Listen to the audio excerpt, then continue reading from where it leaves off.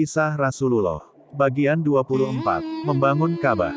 Dalam pengerjaan Ka'bah orang-orang Quraisy dibagi menjadi 4 bagian. Setiap kabilah masing-masing mendapat pekerjaan satu sudut yang harus dirombak dan dibangun kembali. Pemugaran Ka'bah dimulai dengan memindahkan patung Hubal dan patung kecil lainnya. Setelah itu, pekerjaan dilanjutkan dengan membersihkan pelataran dan membongkar dinding serta fondasi. Muhammad ikut terlibat dalam pekerjaan yang berlangsung berhari-hari itu. Ada sebuah batu fondasi berwarna hijau yang tidak bisa dibongkar dengan cara apapun. Karena itu, batu itu mereka biarkan. Selanjutnya, didatangkanlah batu-batu granit biru dari bukit sekitarnya. Sebuah bahan pencampur semen bernama bitumen yang didatangkan dari Syria pun mulai digunakan. Pemugaran Ka'bah ini sebenarnya lebih menyerupai perbaikan hasil karya Nabi Ibrahim dan Nabi Ismail. Pondasi Ka'bah ditinggikan sampai 4 hasta ditambah 1 jengkal atau sekitar 2 meter. Dalamnya diuruk tanah menjadi lantai yang sulit dicapai air apabila banjir datang kembali.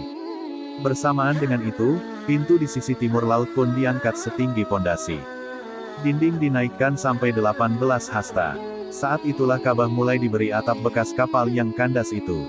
Sebuah tangga untuk naik turun juga disiapkan. Kini Ka'bah bebas dari banjir. Isinya terlindungi dari hujan, panas dan tangan jahil pencuri. Pembangunan berjalan lancar sesuai dengan rencana sampai dinding tembok mencapai tinggi 1,5 meter dan tiba saatnya batu hitam, Hajar Aswad, ditempatkan kembali ke tempatnya semula di sudut timur. Karena ini merupakan upacara suci penuh kehormatan, berebutlah setiap kabilah untuk melaksanakannya. Kabilah Abdudar merasa lebih berhak daripada kabilah lain sehingga kedua kelompok saling beradu mulut sampai suasana menjadi semakin panas. Di tengah keadaan itu, muncul Abu Umayyah bin Al-Mughirah. Ia adalah orang tua yang dihormati dan dipatuhi. Ia pun mengajukan sebuah usul yang disetujui oleh semua pihak, serahkanlah putusan ini di tangan orang yang pertama kali memasuki pintu Safa. Hajar Aswad. Ternyata yang datang pertama kali dari pintu Safa adalah Muhammad. Orang-orang pun bersorak lega. Ini dia Al-Amin, seru mereka. Dia adalah orang yang bisa dipercaya. Kami yakin dia bisa memecahkan persoalan ini. Kami akan menerima putusannya. Orang-orang Quraisy pun menceritakan persoalan yang mereka alami. Muhammad yang saat itu belum berumur 30 tahun, memandang mereka dengan matanya yang teduh dan bijaksana. Muhammad melihat berkobarnya api permusuhan pada mata setiap orang dari masing-masing kabilah Quraisy. Keadaan ini benar-benar genting. Kalau salah mengambil keputusan, akan terjadi pertumpahan darah di antara kabilah-kabilah itu. Muhammad berpikir sejenak, lalu dia berkata, "Tolong bawakan sehelai kain." Kain pun segera diberikan. Muhammad mengambil dan menghamparkan kain itu.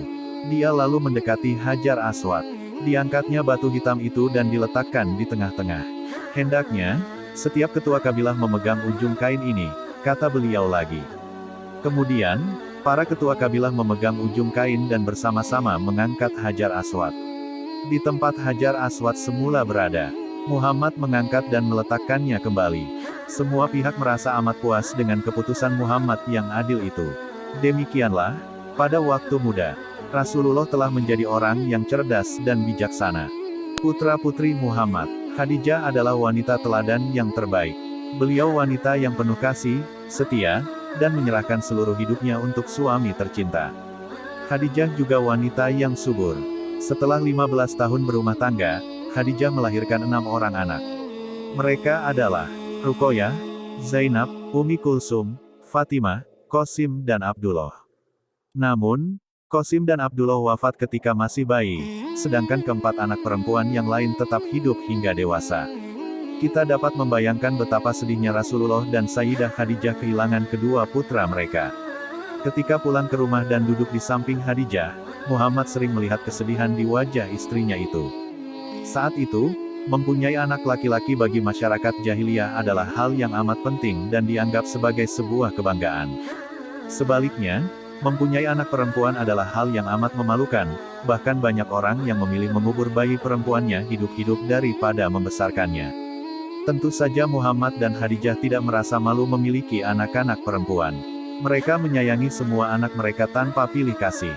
Apalagi putri bungsu mereka, Fatimah, yang saat itu masih berusia 5 tahun, anak cantik yang sedang lucu-lucunya. Hanya saja kehilangan 2 anak laki-laki yang masih bayi merupakan derita yang berat bagi orang tua manapun. Kekayaan terbesar. Rasulullah pernah berkata bahwa kekayaan terbesar adalah istri yang salehah.